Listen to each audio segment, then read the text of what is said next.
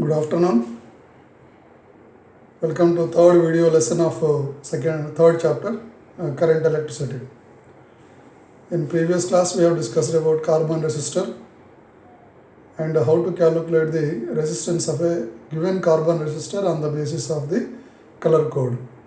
We have used a phrase like BB Roy goes Bombay via gateway. The order of the letters have to be remembered well so that their weightages will not be interchanged. Now today we discuss about dependence of resistivity on temperature. So temperature dependence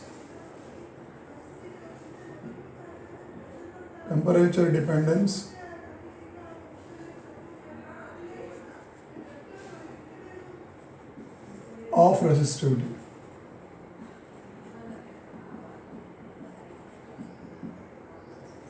Right?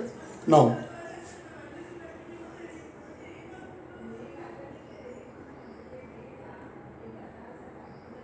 let rho be the resistivity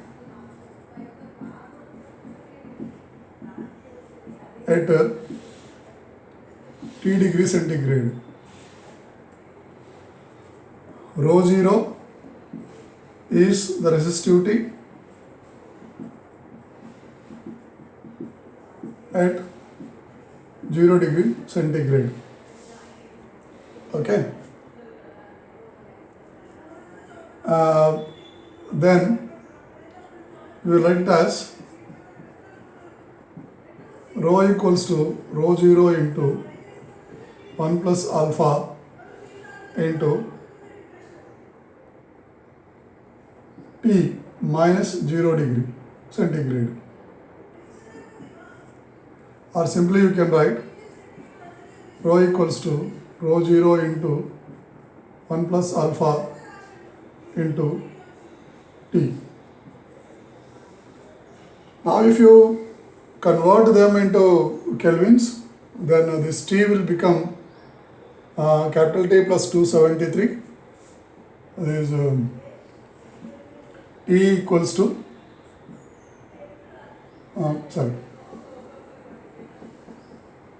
we have this relation that minus 273 degree centigrade equals to 0 Kelvin. So if you want 1 degree, you will add both of them. So there is minus 273 degree centigrade plus 1 equals to 0 plus 1 Kelvin. So you can write 1 Kelvin equals to minus 272 degree centigrade like this. So basing on this, you can convert degree Celsius into Kelvin temperature.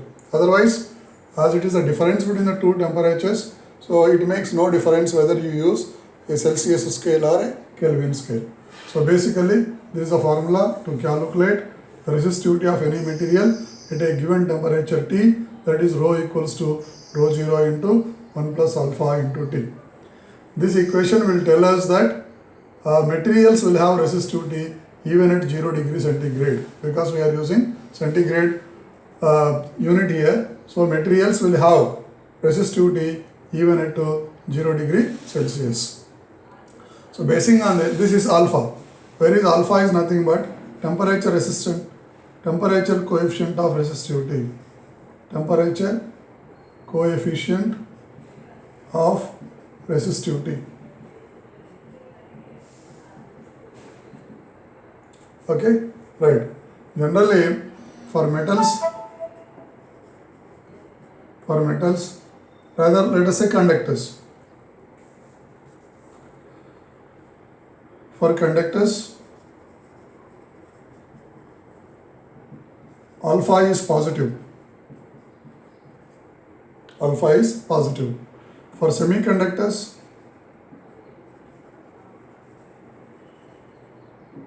alpha is negative. The meaning of alpha positive, alpha negative is that resistivity increases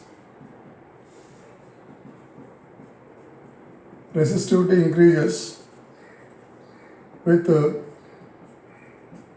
increase in temperature.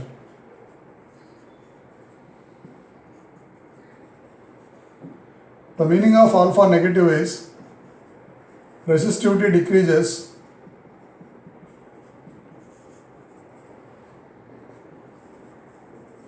with increase in temperature.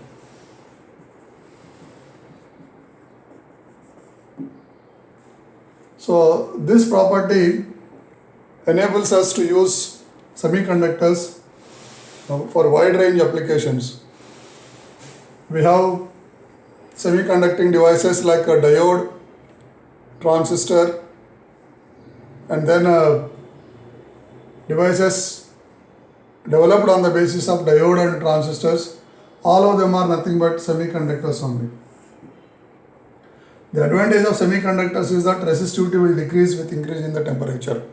Conversely, if the temperature is increasing, their conductivity will increase, because conductivity is the reciprocal of the resistivity. So with increase in the temperature of a semiconductor, the conductivity will increase, whereas conductivity decreases with increase in temperature for metals. That is nothing but what? Conductors. So examples for semiconductors are germanium and silicon. These two are very popular semiconductors nowadays being used. More than that, silicon is very much preferred. That's why we have a special place in United States called what? Silicon Valley. Silicon Valley means it is a hub of software technology where everything works on the basis of semiconductors only. Now in India, Bangalore is called as Silicon Valley of India. Okay, right. Now this variation with the temperature will be depicted in the form of a graph.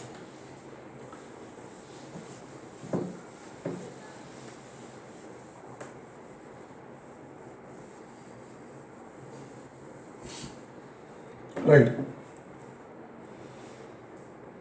Now for conductors, how the graph would be. So this is temperature axis, T is in kelvins, this is resistivity rho. So even at 0 Kelvin also,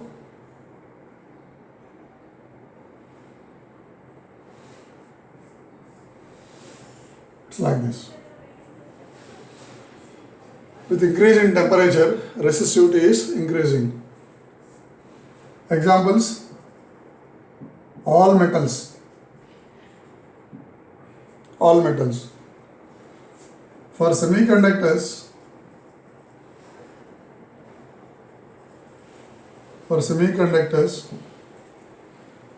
resistivity decreases with increase in temperature. Rho stands for resistivity. So the graph is a curve, hyperbola, right? For alloys, these are very important materials for us. For alloys, the graph will be like this. Temperature in Kelvin, resistivity rho. It cannot be parallel, but almost it is parallel. Means alloys are very insensitive to temperature. That means their resistivity changes by very little extent for a given range of temperature change. So, for this example, semiconductors are nothing but germanium, silicon. These examples are nothing but nichrome,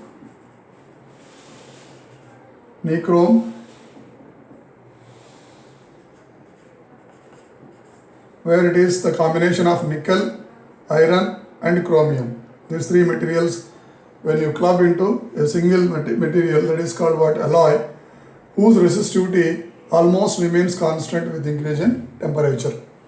This is the reason why we prefer alloys to make wire-bound resistors. The resistance box uses only these type of materials. Even the meter bridge wire and potentiometer wire, which you are going to learn as application of Wheatstone's bridge, then you will find that the nichrome wire is used in the meter bridge, and nichrome wire is used in potentiometer. Okay, so the specialty nichrome, manganene, this is also an alloy, manganene, Constantine, these things. So these are very popular alloys whose resistivity almost remains constant with increase in temperature. So these graphs are very important for 3 marks. Fine. So each one graph. Now the reason is why the conductivity increases with increase in temperature. What is conductivity? Sigma. Now here sigma is, rho is decreasing with increase in temperature. Sigma is increasing with increasing temperature. Here rho increases with increase in temperature. Sigma decreases with increase in temperature. Sigma is almost constant for this resistivity conductivity. There can be a one more question. Why the conductivity of semiconductors will increase with increase in temperature? So generally semiconductors are tetravalent atoms. Germanium 32, silicon 14 atomic number. So when you write electronic configuration 1s2, 2s2 like this, you will find that there are 4 valence electrons in germanium and silicon. These 4 valence electrons of one particular atom will have covalent bonding with 4 valence electrons of neighboring atoms in 3D space. I repeat, the 4 valence electrons of germanium will establish or will be engaged in covalent bonding of 4 valence electrons of neighboring atoms in 3 dimension. Therefore, no electron is left free for electrical conduction. This is the reason why we say that at very low temperature, let us say 0 Kelvin, at minus 273.16 degree centigrade, at very low temperature, semiconductors will behave like insulators. Insulators are those which do not have any free electron, whose conductivity is almost 0. Okay, so 4 valence electrons of one atom are in covalent bonding with 4 valence electrons of neighboring atoms. Therefore, no valence electron is left free for conduction. Now, if you increase the temperature of the semiconductor, then these valence electrons gain some thermal energy so that they can break the covalent bonds. So, as these valence electrons are breaking and coming out of the bonding, they will be now called as free electrons. So, with a little bit of energy, these free electrons can move from one place to other place. Of course, you might have studied valence band and conduction band in chemistry, right? So, with a little amount of energy, maybe 0.05 electron volt of energy is sufficient for electrons to jump from valence band to conduction band. Once they are in the conduction band, they start conducting, right? So, therefore, the conductivity of semiconductors increases because the valence electrons break the bonds and set themselves free. One more question. Why the conductivity of semiconductors increases with increase in temperature? Answer is, with increase in the temperature, the valence electrons break the covalent bondings and set themselves free for electrical conduction. Okay. Then why the conductivity decreases? Why the conductivity decreases? Rather, resistivity increases. For conductors means the thermal motion, the thermal energy will make the free electrons to have more collisions. The collision frequency increases. So relaxation time decreases. So what is the expression for resistivity? Rho equals to m by n e square into tau. Do you remember? So now we have already have the free electrons available in the conductors. So now if I increase the temperature, what will happen? The relaxation time will decrease. That is, the collision frequency is increasing. Therefore, relaxation time tau will decrease. This leads to increase in the resistivity. So these two questions can be asked in 1 month. Explain why resistivity increases for metals, resistivity decreases for germanium silicon, that is semiconductors, with increase in the temperature. So answer is, if you increase the temperature, the relaxation time will decrease. As a result, resistivity increases for metals. When come to semiconductors, if you increase the temperature, valence electrons break the bonds to set themselves as a free electrons. So therefore the conduction will increase. Right? Okay. And numericals based on that formula, rho equals rho 0 into 1 plus alpha t. The other question is, what is the advantage of alloys like nichrome, constantine and manganese? The answer is, alloys have got very low alpha value. Alpha value is very, very less. So this point you can make a note. Alloys have very low alpha value. What is alpha? Temperature coefficient of resistivity. Means this is an index that will explain how the resistivity changes with increase in the temperature. So alpha is nothing but delta rho by rho into delta T. The unit is delta rho. Rho units will cancel. T will have this one. So Kelvin power minus 1, or you also can write as degree Celsius power minus 1. Okay. So this alpha value is very less, means delta rho should be what? Very, very small. What is delta rho? Change in the resistivity for given change in the temperature. So though the temperature changes by a large extent, delta rho will almost remain constant. That is the reason why alpha value will be what? Very, very small. So this low alpha value indicates that their resistivity does not change much with the temperature. So during the experiment, even if heat is generated because of Joule's law, resistivity will remain same. That is the reason why we use them as wire bound resistors. Right?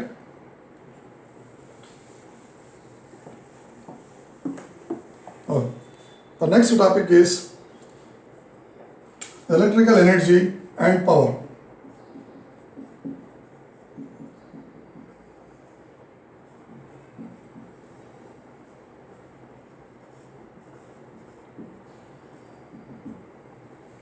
You have a little introduction about electric power in class 10th.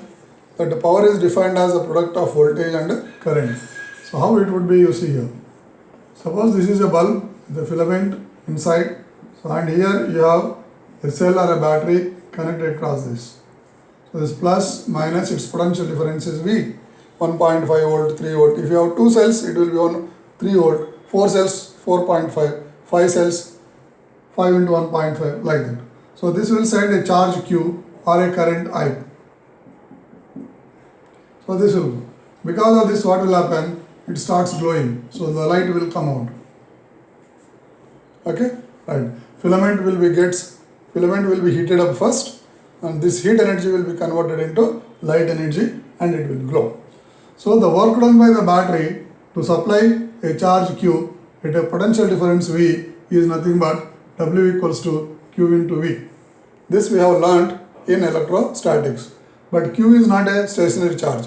Q is the amount of charge flowing per unit time, which gives rise to a current I equals to Q divided by T. So now I can write Q is nothing but I into T. So I into T into V, W. So therefore W equals to V into I into T. This is actually work done. So this amount of heat will be generated in this filament. So this will be equal to the electrical energy. Work is nothing but electrical energy only. Is nothing but heat produced in the filament of the bulb. Okay, right. So you can write as W equals to V into I into T. So W divided by T, rate of heat generated, rate of energy is nothing but what? Power. This you have learnt in class 10th. So power is nothing but when T goes outside, you are left with only voltage and current. So P equals to VA. What is this P equals VA? P P equals VI is the power consumed by the filament. P equals VI is the power consumed by the filament, right? And if you use the Ohm's law, this will become P equals to V is nothing but what? IR. So IR into I. So this will become I square R. You also can write it as P equals to V, you keep it as it is. I you convert according to Ohm's law. I is nothing but what? V by R. So you will get V square by R. So these are all different expressions for electrical power required or consumed by a particular device as appliance which you are using in homes. Okay, right. Now you see the confusion among these two equations. Power varies directly with resistance, first equation. Power varies inversely with resistance. Which of these equations are correct? Both of them are correct. At a constant current, power is directly proportional to R. At a constant potential difference, power inversely varies with what? Resistance. So they do not give any different opinion that power is always less when there is less resistance. And this will tell you power will be more when there is a less resistance. No. You should not see only R and P. You have to concentrate on the other things like current and voltage. So in which circuit you are talking about? Is it series combination or parallel combination? Depending on that, you have to use this one. So P equals to VI, P equals I square R, P equals V square by R. All the three equations are one and same. You can use them alternately one after other depending on the situation. All the three equations will give the same concept, equal concept, right? Okay. Now, so these equations P equals VI, P equals I square R, P equals V square R, V square by R have a lot of significance in transmission of electrical powers from power station to homes. Okay, suppose this is a power station, generating station, electrical power generating station, right? Here is the home where you are using a particular bulb of resistance what? R. It's a bulb. So the current should flow into the bulb through a wire of length L. So therefore, this will have a certain amount of resistance called as RC, where C stands for connecting wire. So from generating station to home to your bulb, this is what connected like this. Okay. Now, if P is the power of this bulb, have you ever seen the old bulbs, right? It will be on the bulb will be generally like this. On the body, it will be written like this, 220 volt, 40 watt. And some bulbs will be written as 220 volt, 60 watt. These things are called ratings of a bulb. Ratings of a bulb. Let me explain what do you mean by rating. The rating of this bulb is 220 volt, 40 watt. Means this bulb will give an output power of 40 watt only when it gets a voltage of 220 volt. If you fail to supply a voltage equal to 220 volt, okay, you cannot expect the bulb to glow at 40 watt. Similarly, if you supply 220 volt, this bulb will glow at 60 watt. The power output given by this bulb is 60 watt only when it gets 220 volt. If it gets only 200 volt or 110 volt, you can't expect it to glow with so brightness so that it can illuminate a power of 60 watt. That is called what? Rating. So rating generally the power output given by a device for a given input amount. So given input is 220 volt, the power output will be 40 watt. Given input is 220 volt, the power output is what? 60 watt. So this is the power of the bulb. Let us say it is what? 40 watt. So this will be written as, now to generate this power 40 watt, how much it requires? It requires what? 220 volt. So V is the voltage required for this. So here now a current I will enter. So this P will be written as P equals to V into I. Okay, right. So this is the power equation for this. So this is a demand put on your generating station. Your bulb is putting a demand on the generating station of voltage into current, P equals to VA. Now this is current is flowing in this, which is a connecting wire. You can see the cables running in the streets. All of them are connecting wires only. They are so thick. Okay, thickness makes them to have less resistance because you have got R equals to rho into L by A, where A is the area of cross section of the cable. So more is the area of cross section, that is more is the thickness, less will be the resistance. So that is the reason why the cables which we are using in the street lights, the cables are what very very thick. Fine. Now, so the electrical power should come through such cables only. Then when a current I flows in them, right? So these things will waste the electrical power like P equals to I square into RC. What is RC? The total resistance of this cable that is connecting your power station and the home. Fine. Let us say the line running in the street. So, but this can be written as I is nothing but P by V. So this is P square by V square into RC. What is this P? P is the power wasted by the cable. Power wasted is also known as dissipated by connecting cable between power station or generating station and home. So PC, don't confuse with two P's. This is the power demand put by your bulb on the generating station. This is the power wasted in the connecting cable. This is fixed value. It is by demand, therefore it is fixed. Okay. This V across the bulb, how much? 220 volt. And RC, the length of the cable is what? Constant. Let us say there is no sensitivity to the temperature. Of course, temperature will be increasing, no doubt. So therefore, R value will not be a constant. But as it is getting heated up, it will be giving out the heat to the surroundings also. So almost let us say the temperature of this cable remains constant. So RC also will be constant. Variables are PC proportional to 1 by V square. So the power wasted in connecting cable varies inversely with the square of the voltage.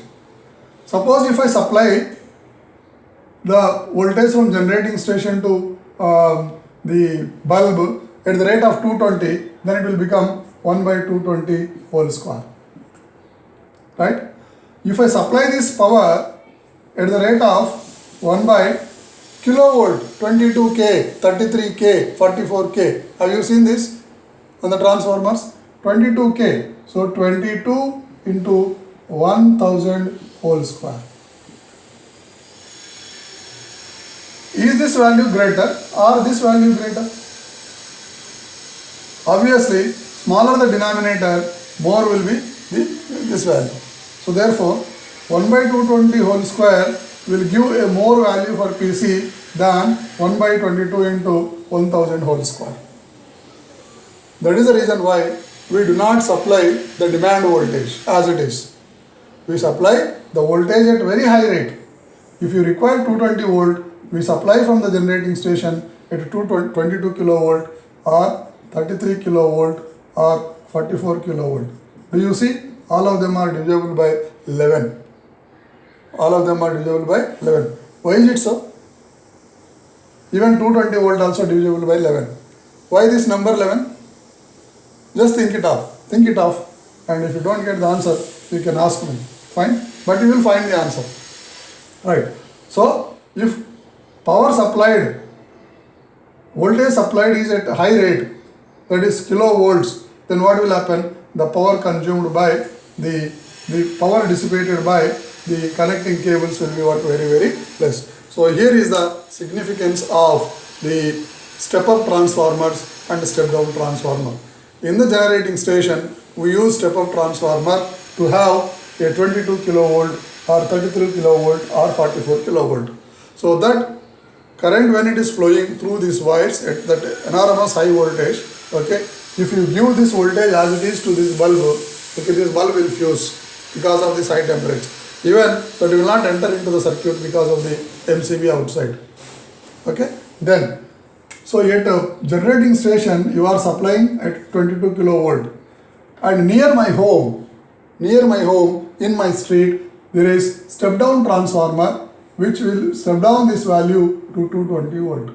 So 22 kilovolt, that is 22,000 volts will be reduced to 220 volt by step down transformer, because your bulb requires only how much? 220 volt. Your bulb does not require 22,000 volt. Then why are you supplying the current at such a high voltage? Because more is the voltage, less will be the power dissipated by these connecting wires. More is the voltage, more is the potential difference, less will be the power dissipated by the connecting wires. This is the reason why we use step up transformer at generating station and step down transformer at our homes. Am I clear? Right.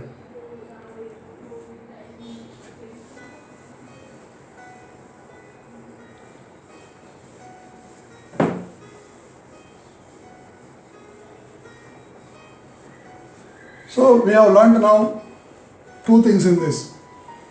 Though we know P equals VI, P equals I square R, P equals V square by R, but we were not knowing what is the rating of a bulb, and we were not knowing why the step up and step down transformers are used to supply the current into the homes. Okay, right. So if you supply the current at high voltage, what will happen? The power loss will be what? Very less. Rating means, rating is denoted in terms of two things. One is voltage, other is power. Okay. So if you supply that much of voltage as input, you will get that much of power as what? Output. So basing on that, resistance of the filaments can be calculated. So here this is a bulb. Okay. It's rated as 220 volt, comma 40 watt. Okay. This is actually your filament.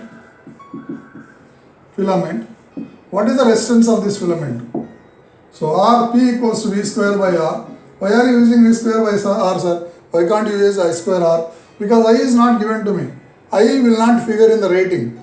Only voltage will figure in the rating. Okay? Right. So P equals to V square by R. This implies R equals to V square by P.